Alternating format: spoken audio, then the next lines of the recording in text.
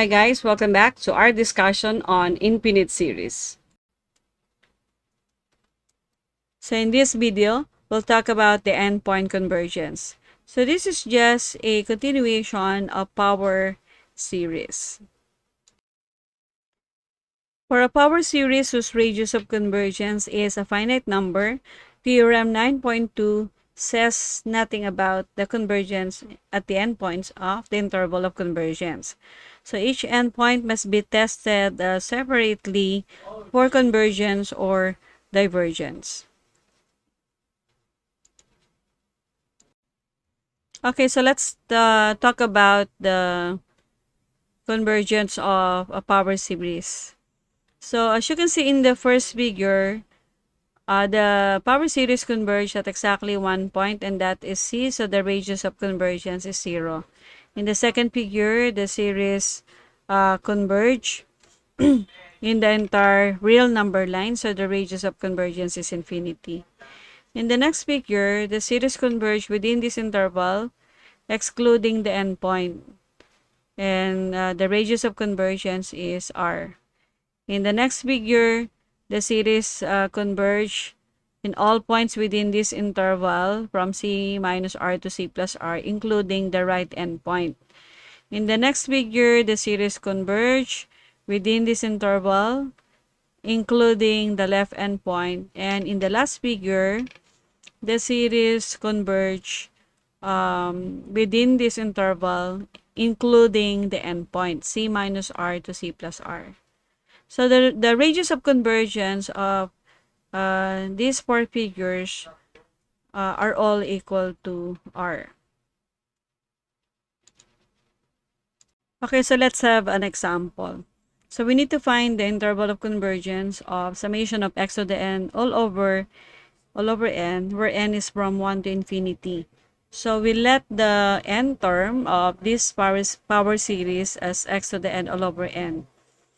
So by ratio test for absolute convergence, now we need to determine the convergence and divergence of this power series. So by ratio test for absolute convergence, we need to evaluate the limits of the absolute value of u sub n plus 1 all over u sub n as n approaches positive infinity.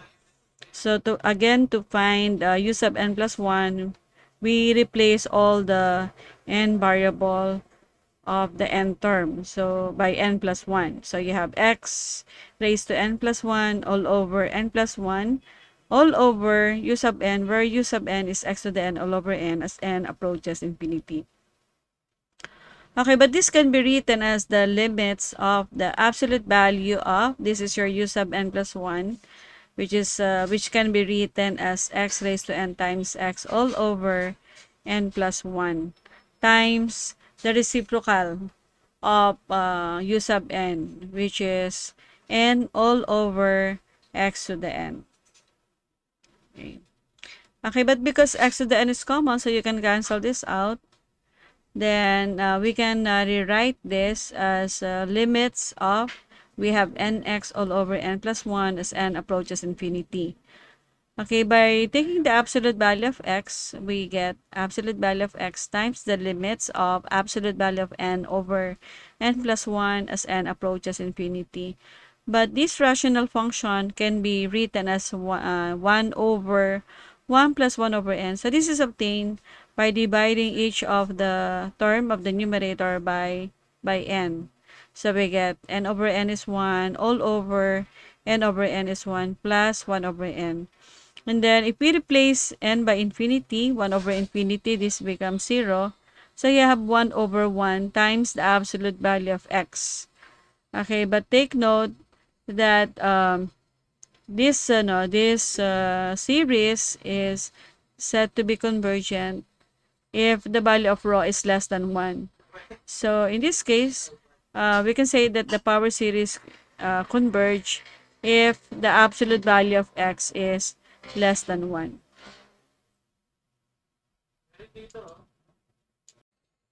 Okay, so from the ratio test for absolute convergence, we found out that the radius of convergence is r is equal to 1. So this is obtained from the definition of the ratio test for absolute convergence, that if the rho is equal to 1, meaning if the absolute value of x is less than 1, then the series converge. And the radius of convergence here is, this is r, which is equal to 1.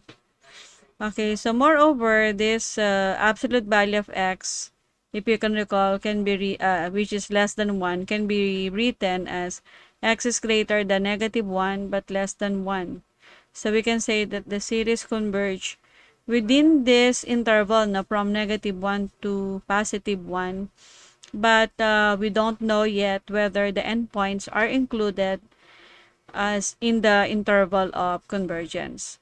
So to determine whether the whether the series converge at each endpoint, we let the value of x is 1, and then we evaluate the resulting series from the given series. So we have if you can recall, from the given series, this is summation of x to the n all over n. So if your x is 1, so this can be written as summation of 1 raised to n all over n, where n is from 1 to infinity. But recall that 1 raised to n is 1, so we have 1 over n. But recall that summation of 1 over n is a divergent harmonic series. So if x is equal to 1, the power series diverge.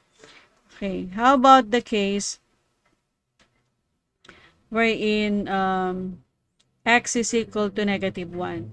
So if x is equal to -1, then we obtain this power series, summation of -1 raised to n all over n, where n is from 1 to infinity.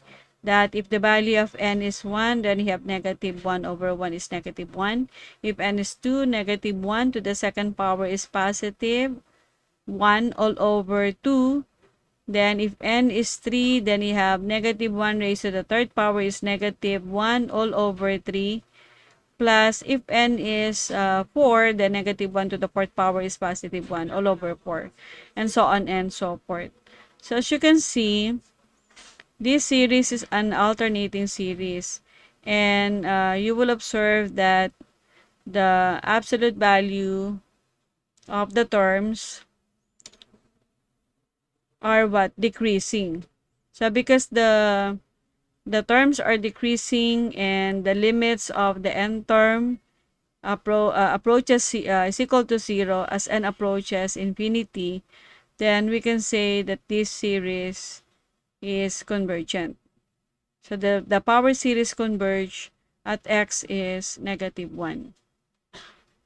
So therefore, we can now define the interval of convergence for the series is -1 to 1, including the left endpoint of this interval. So in this figure, this left endpoint is included while the right endpoint is not. So the radius of convergence is from -1 to 1, including the left endpoint, and the radius is equal to 1. Okay, so in summary, the interval of convergence of a power series can take any one of the 6 forms. So in the first figure, the interval of convergence is the single point C, and if that should be the case, the radius of convergence is 0. In the second illustration, the power series converge in the entire real number line, so the radius of convergence is infinity.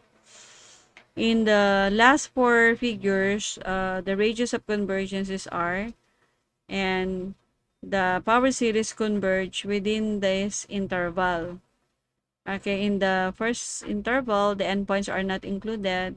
In the second, the right endpoint is included.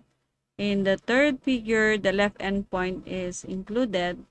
And in the last figure, both endpoints, left and right, are included in the interval of convergence.